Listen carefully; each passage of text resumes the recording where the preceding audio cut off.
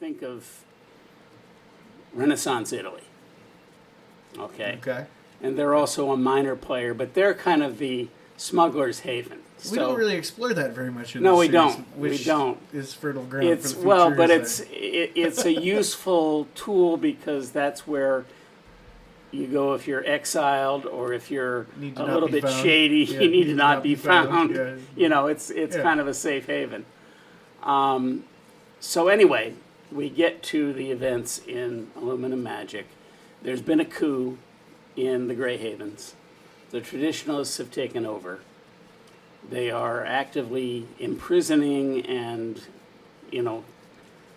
suppressing the progressives. So Sylvie Greystorm, who's Simon's fiancée, is very well known as a progressive. It just so happens that her father is a staunch traditionalist and probably the second most powerful elf in the entire Havens. So she is a ranger. She's one of the essentially elf equivalent of Simon's position in the police force, essentially. Sure. It's more like the gendarmerie from France. They're national. And she happens to be in the Havens, and then she happens to be taken prisoner. Imagine that. And so she is being held prisoner in the Greystorm compound in the main elf capital. And Simon's got to get her out. Which is the setting for... Which is the setting for Aluminum Magic. Now, Simon is human. He was adopted as a 10-year-old by a very prominent dwarf family, the Stonebenders. Stonebenders are a very, very old name that has embraced progressivism. And Hal, his foster father, has been on this police force for longer than most people have been alive. And that was one of the nice pieces of Silver, I believe, right? Where where Hal had to take a promotion that he didn't want. No, where we got a little bit of the family life. Oh yeah. Yeah, we got a little. We got a I've glimpse been into introducing that all along. I mean, you start in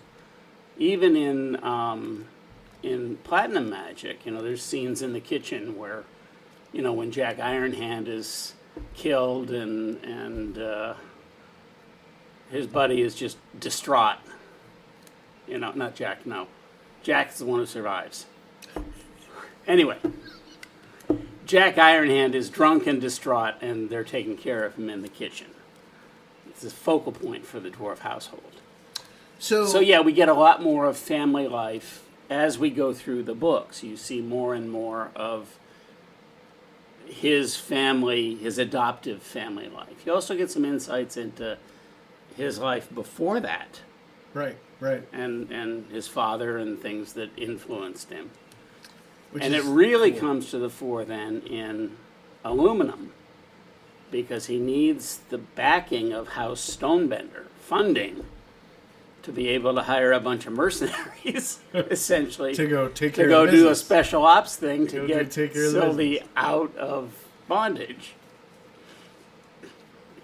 So, I guess this would be the question I think a lot of people will ask you. Are there dragons in your world? There are no dragons in this world. All right. No. This is sort of a riff on the races from Lord of the Rings. I don't deal with the hobbits, the halflings. In my head there's a mention, but they were actually all killed. They were made extinct during the Wars of the Races. Okay. This was a very prolonged, I think in the 100 Years' War, in medieval times. Mm-hmm, sure. This was a dragged-out series of conflicts between the Azeri Empire, the orcs, and everybody else. The orcs it was a genocidal war. They were trying to wipe everybody out. But they lost. There's a book series in itself. Well, there is, yes. There's a lot I can do a lot with this world. That's why they're confined to reservations by and large. in the Commonwealth. They're free to move about, but think of the Native Americans losing the war and being put on reservations. Yeah, you can leave any time, but this is what They you get. really don't want you to. Yeah. Yeah, exactly. And we made one of the things I like doing with this is looking at and exploring some of those different cultural aspects. So you get, particularly in gold and then again in silver, a lot of the the cultural aspects of orc culture. And their belief systems and clans and why the clans are important and why the cabal of clans is important. Sure. And then I try to do the same thing with the dwarves. One of my beta readers really wanted more of the dwarf legends that we get into, and spoiler alert, Simon and Sylving's wedding. I kind of figure everybody knows that. Yeah. So I tried to bring a lot of that into it too. So when because you obviously at the top of this discussion, you knew you were going to be 4 books. Right. As you have gone through these 4 books, have you reached a point where you're like, yeah, someday I am going to come back? Not necessarily in the context of this group of characters, but I think maybe I left it open to come back. Right now, probably not. I might get inspired to do something either with the opening that I left at the end. At the end of Aluminum, there is a hint that there still could be, more magic skullduggery going on that we'll have to investigate, I could go into, as you suggested, maybe the end of the Magisterium and the beginning of the Commonwealth. And how did all that come about? That's a little bit more sweeping than I want. I think that's bigger than this series.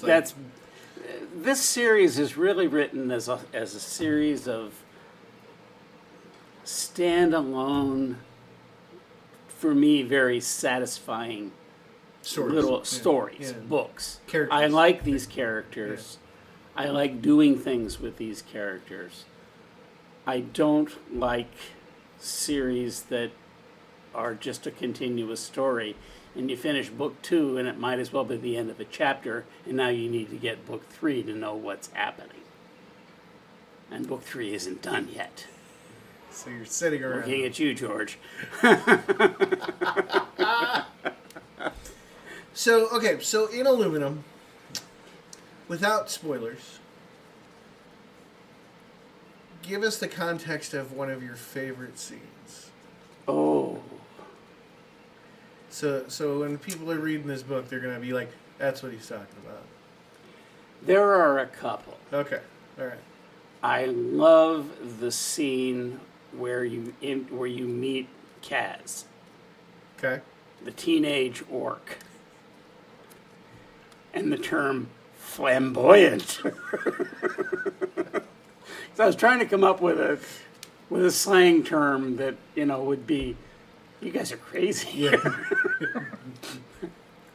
So okay. that scene where, Kaz is like, first he's like, I want no part of this. And then he said, well, we're going to do it in the Dark Under Veil. Oh.